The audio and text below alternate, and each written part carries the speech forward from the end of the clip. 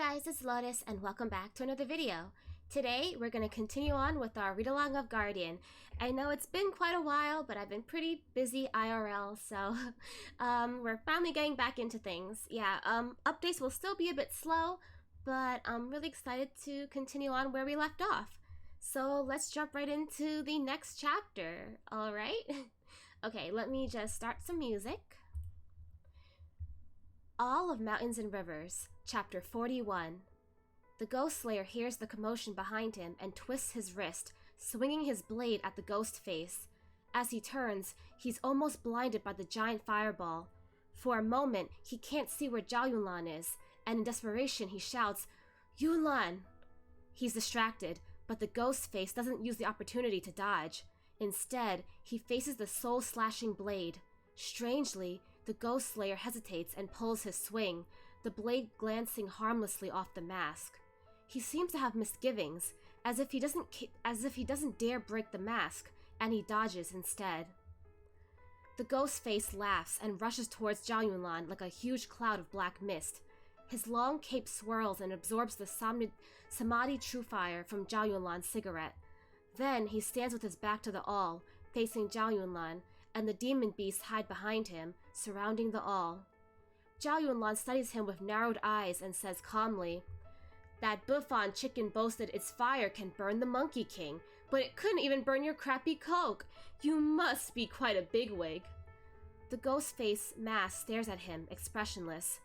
"I don't want to hurt you, Lord Guardian. It's better for you not to interfere in this matter." Zhao Yunlan has had one hand in his pocket and stands in a slouched pose. Even without street talk, he already comes across very much like a veteran hoodlum. He snorts, his words dripping with sarcasm. "Oh wow, I'm scared to death." The Ghost Slayer hurries forward and pulls Zhao Yunlan behind him, his soul-slashing blade blocking in front. The gesture is so openly protective that Zhao Yunlan looks at him in confusion. Ever since the bizarre ghost face appeared, the Ghost Slayer hasn't been acting normally. But now isn't the time for that. Hidden behind the Ghost Slayer, Zhao Yunlan fumbles around in his pocket.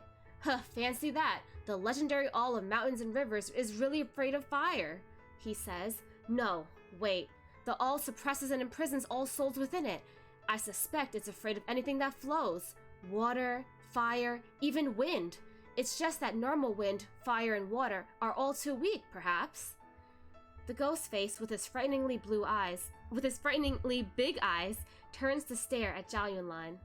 "My lord, being too smart will get you in trouble. It's been so many years, and you still don't seem to have learned this lesson." The Ghost Slayer says in a terrifying voice, "If you dare touch one hair on his head, I will make you regret that you ever crawled out of that place." The ghost face cackles. "You?" The Ghost Slayer waits for the laughter to end and says evenly, "Try me." The ghost mask distorts, and the ghost face surges up like a huge bat spreading its wings. Then he swoops down again towards the Ghost Slayer's menacing blade. At the same time, Zhao Yunlan starts sprinting in the other direction. A group of demon beasts rises up from underground, and he shoots them down one by one. The ghost face's eyes flash, and he chases after Zhao Yunlan at all costs, uncaring that the Ghost Slayer slashes a foot-long gaping wound into his back from which blood spurts in a high arc. There are so many demon beasts now, the area resembling a train station waiting room at New Year. Zhao Yunlan kicks the face of a beast so hard he can't feel his leg anymore. The beast falls back, and Zhao Yunlan steps on his shoulder. The long whip suddenly materializes in his hand and swirls towards the ghost face mask. For some reason, the Ghost Slayer is afraid of the mask coming off. Surprised by Zhao Yunlan's attack, he almost uses his scabbard to block the whip. Luckily, sanity prevails and he restrains himself. Although the ghost face is immune to gunshot, he seems to fear the whip. He jumps back 7 meters at once, out of its reach. Zhao Yunlan smiles silently. "Oh-ho? What is the secret behind the mask? Why is both the Ghost Slayer and the ghost face scared of Zhao Yunlan's whip?" The ghost face senses something wrong with this expression, but it's too late.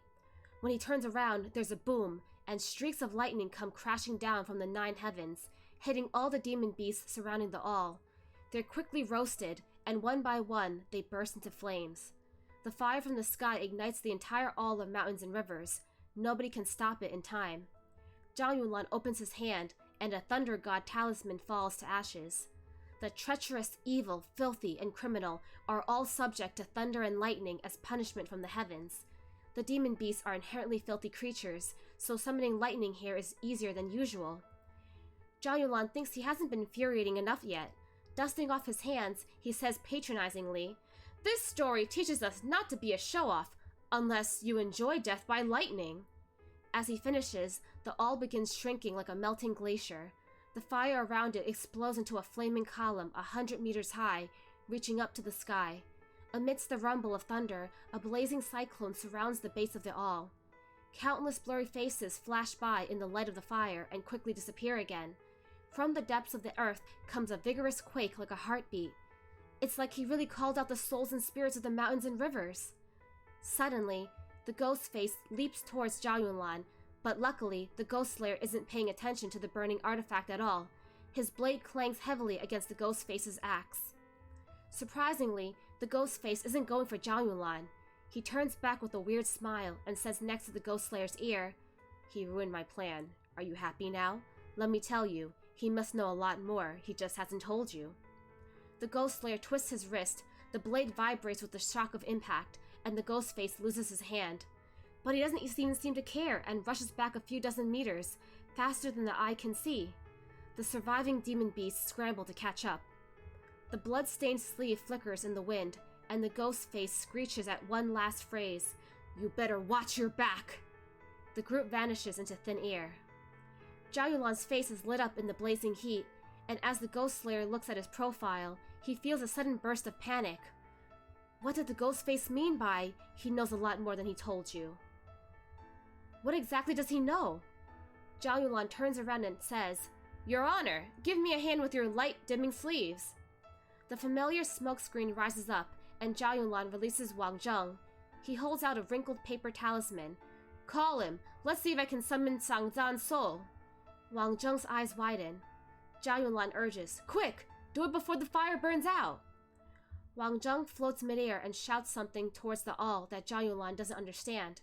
The talisman shatters and turns into a soft breeze, gently carrying Wang Zheng's words towards the blazing all. Wang Zheng cannot leave the smokescreen, but she stands as close to the edge as she can. Her usually impassive expression has turned into one of hopeful anticipation. The all of mountains and rivers continues to shrink, and the fire gradually dies down. The spark in Wang Zheng's eyes eventually fades, but as the flames are about to wink out, the shadow of a man becomes visible in the embers, looking at them from afar. Wang Zheng's expression leaves no doubt who this man is. Zhao Yunlan takes out a Guardian Order talisman and flicks it with his fingers. The talisman shoots up and floats midair, and he says to Wang Zheng, "Go talk to him. If he wants, he can join the Guardian Order." Wow, that's really nice of you, Zhao Yunlan, just picking people off the street. You're like, you can join. I need all the help I can get. It turns out to be unnecessary. When Sang Zan sees Wang Zheng, he freezes immediately, and then he walks out of the flames and straight into the talisman. The two vanish, and the talisman flies into Zhao Yunlan's watch. After a long time, the fire has burned out entirely, and only a battered altar remains. The all is nowhere to be seen. Zhao Yunlan walks slowly across, kicking at the ashes on the ground. He finds a small octagonal stone, thicker at the top and narrower at the bottom, like a wedge. He picks it up and throws it to the Ghost Slayer. "Your mystical artifact. Catch!" The Ghost Slayer catches and examines the small, ordinary-looking rock. He holds it next to his ear and listens closely. Soft sobbing is heard from within, very faint and not at all violent, but the sound leaves a mark on the heart, a mark of despair. Wang Zheng's hopeful voice comes from the watch. They've been freed?" "No," the Ghost Slayer replies. "They're still inside. The Lord Guardian said the all is afraid of anything that flows, but that only applies to the parts of the all that were fixed in the earth. And the spirits that were burnt away were also only those from the earth. This is the true form of the all of mountains and rivers, and it can't be burned." Zhao Yunlan smirks. "Yeah, I was just BSing. Who would have known that bastard was so easy to fool? I find that people who like to hide behind masks are usually not all that bright." Was that low-key a dig at the Ghost Slayer as well? The Ghost Slayer says nothing to that comment. He could tell it was a backhanded comment. "Oh? Zhao Yulan goes on, adding fuel to the fire. Of course I wasn't referring to you, Your Honor. Yes, he was. The Ghost Slayer knows Zhao Yulan is angry that he didn't answer his questions. This fearless jerk is deliberately teasing him. He's not sure whether to laugh or cry, but then he realizes Zhao Yulan must have heard what the ghost face said, and that's the reason for those remarks. On one hand, he wants to lighten the mood between them, and on the other hand, he's implying that he won't be suspicious just because of what the ghost face said. The Ghost Slayer's heart sinks. This man is the best of his kind. He likely won't be able to hide from him for much longer. Wang Zheng says anxiously, "What can you do to release them? How can we let them rest in peace?" Her voice from the watch finally draws their attention. His Honor is taking the all of mountains and rivers with him, so the restriction on the souls will be lifted naturally. When they want to, they can come out. If they don't, it's because they don't want to. Who can really trap them in there except themselves? Zhao Yulan pauses and says meaningfully, "In the final analysis, weren't people acting unethically back then?" Wang Zheng doesn't speak. Zhao Yulan takes out his phone and checks the time against his watch. "Aren't you the same, silly girl?" I am guilty." Zhao Yulan says bluntly, "Oh yes, I want a 30,000-word self-criticism, and I'll cut your annual bonus in half. Think about what you've done, Comrade Wang Zheng, and you can make up our quota for intensive ethical education at Party HQ this year. I will ask Zhu to find a body for you to wear and go to the lessons." She stays silent for a moment and says softly, "From the beginning to the end, there was nothing I could have done, was there?" Zhao Yulan suddenly smiles. "You stupid girl, now you get it." He's just reprimanding her because he was worried about her. I think Zhao Yulan truly was worried about her safety, and so that's why he was like, "You know, you really couldn't have done anything. You should have waited for us, silly girl."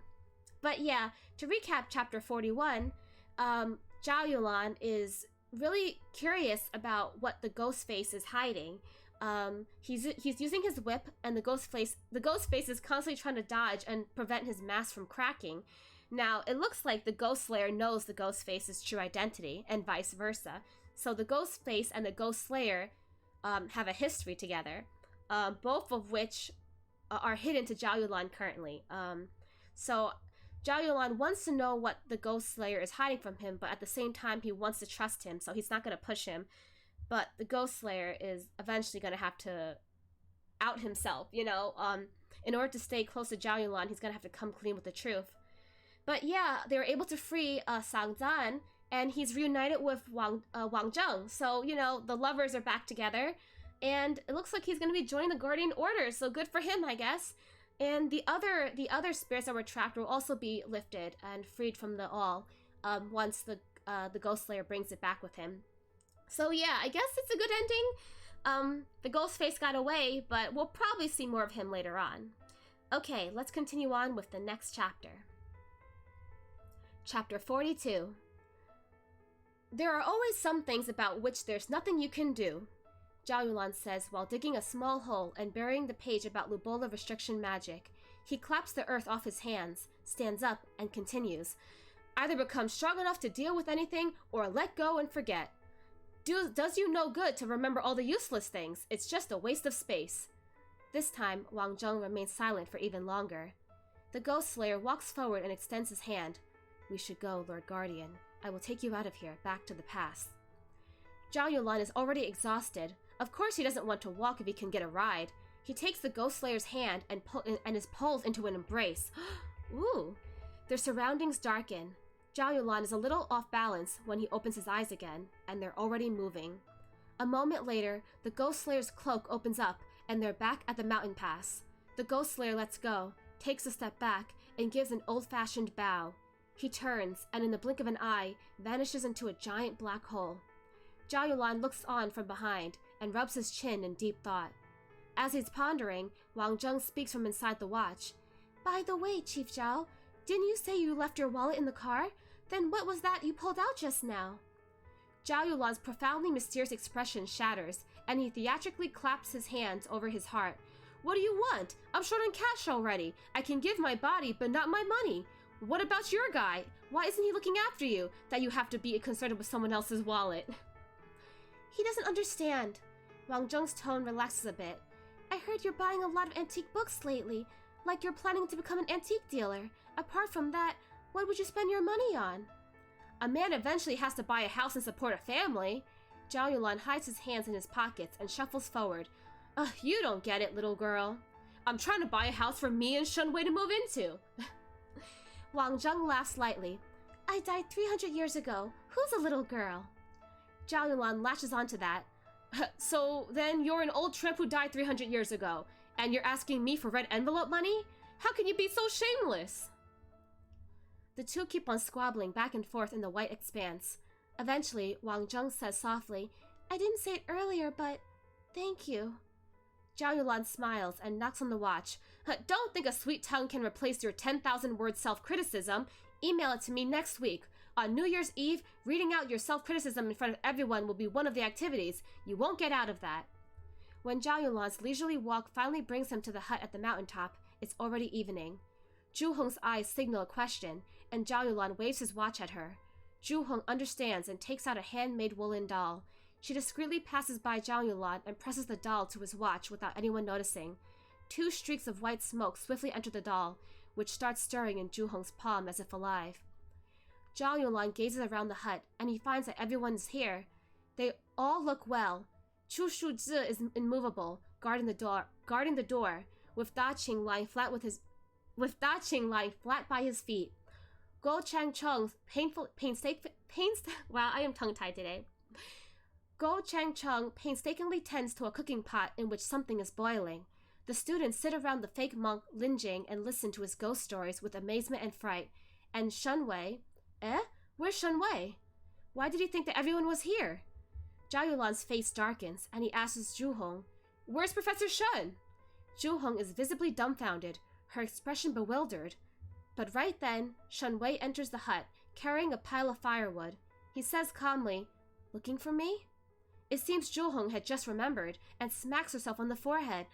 Oh, right. Professor Shun said the fuel might not last the night, so he went out for firewood. Shunwei puts the wood next to the fire to dry. Just in case, did you find Xiao Wang? Zhao Yulan glances at him and replies casually. Yeah, we did. We ran into the rescue team on the way. I had some errands for her to run, so I had the rescue team take her back. Oh. Shunwei turns around and smiles gently and sweetly. I'm glad that it all turned out well. You must be exhausted, running around all day. Here, drink some wo tea. It'll stop you getting a cold. Zhao Yulan stares at him for a moment, then smiles as if nothing has happened. He takes the medicine and guzzles it down in one gulp. He never mentions what happened the other night, nor the many doubts he had tangling in his mind. So Zhao Yulan's a bit suspicious of Shunwei right now. As he should. Zhao Yulan has had quite an inhumane few days. First, he drank an entire night with his friend Mr. Lang. Then he drove in the snow all day and didn't sleep half the night. Then Wang Zheng drugged him. The olive mountains and rivers almost killed him. He trod through the snowy mountains for ages, somehow ended up battling a horde of monsters. The consequences of such an intense lifestyle hit him the next morning. He wakes up with a stiff neck. But even so, the boss is the boss. As soon as he wakes up, he starts ordering people around, and the small mountain hut is in chaos early in the morning. He orders Lin Jing to give him a shoulder massage, and Lin Jing gives him the Shaolin Great Strength Vajra finger, almost breaking his neck. Zhao Yulan is almost in tears and suspects that Lin Jing did it on purpose. The two forget about the important things and chase each other around the hut like adolescents. After 20 minutes, Zhu Hong can't stand it anymore and growls, Are we leaving or not? That finally makes them stop.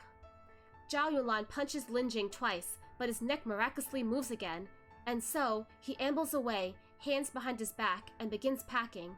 He picks up Da Qing and wears him around his neck like a fur collar. The class captain asks curiously, When did this cat get here? Is it coming with us? I thought it was a wild cat. Zhao Yulan answers with a low blow. Have you seen a wild cat this chubby before? In response, Da Qing boldly slaps him in the face with his paw, fulfilling his wish of beating up the boss. The class captain comes over and strokes Da Qing's shiny fur sympathetically. Poor thing. Must have been uncomfortable being shipped all the way here by plane. Oh right, Mr. Zhao. Professor Shun said he'll drive on the way back so you can have a good rest. Zhao Yulan covers the cat-pawed side of his face and hesitates before turning around to look at Shunwei.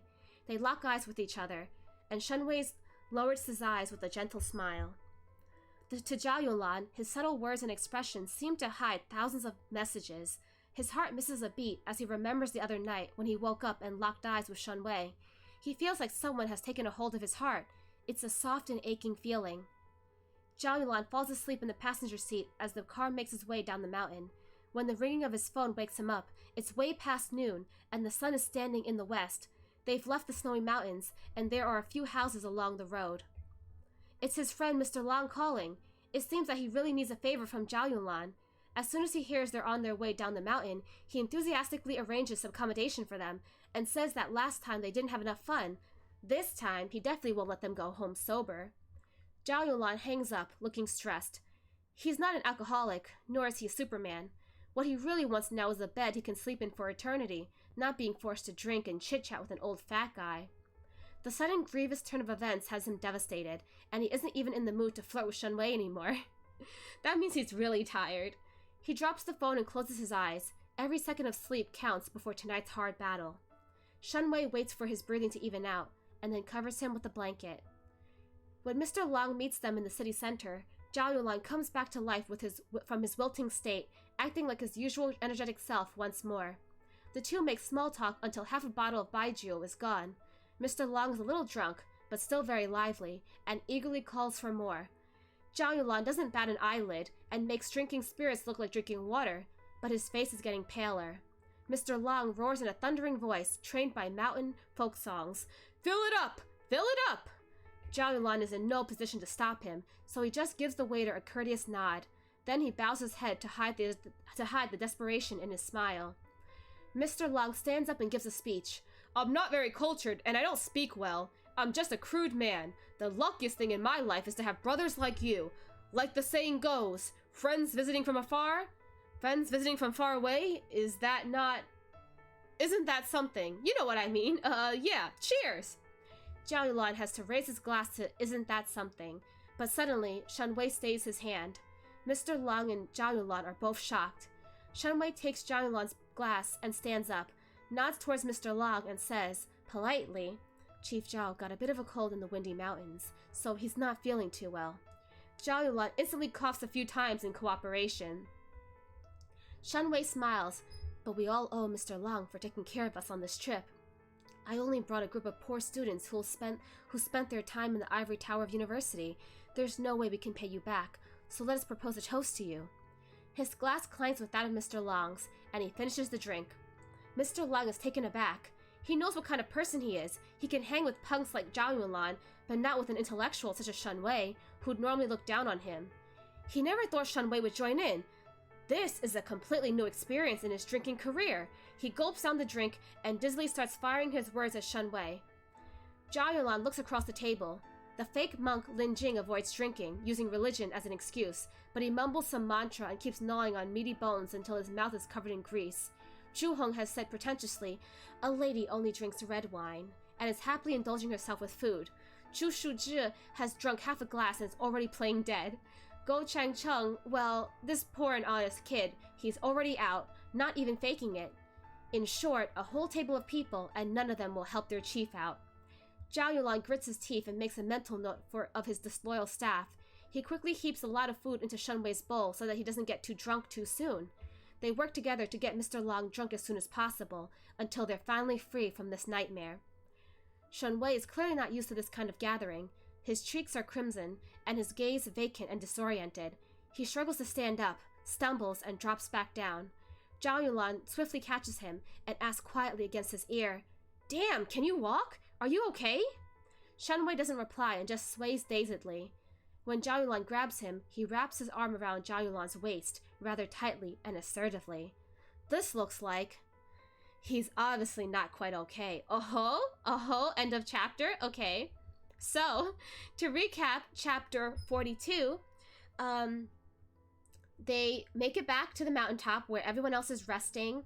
Zhao Yunlan is out like a light because he is exhausted. He almost died multiple times. He had to chase after Wang Zheng. He had to fight the ghost face. He is exhausted.